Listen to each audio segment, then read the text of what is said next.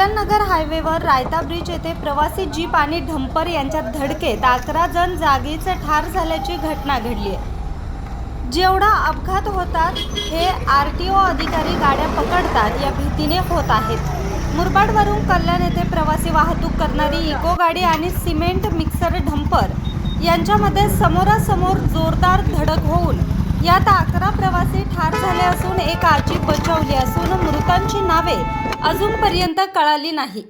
पुढील तपास टिटवाळा पोलीस करत आहे। पहिला गुन्हा आरटीओ अधिकारी यांच्यावर दाखल केला पाहिजे, हप्ते गोळा करायला पुढे असतात असं स्थानिक नागरिकांचं मत आहे।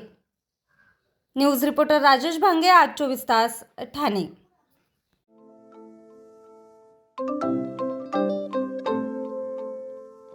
नवनवीन आणि ताज्या घडामोडींसाठी आज 24 तास सबस्क्राईब करा। त्याचबरोबर बेल आयकॉनवर क्लिक करा आणि मिळवा आमच्या बातम्यांच्या नोटिफिकेशन्स। तसेच आज 24 तासची प्रत्येक बातमी आपल्याला कशी वाटली हे कळवा, लाईक करून, कमेंट करून आणि आमच्या बातम्या शेअर सुद्धा करा।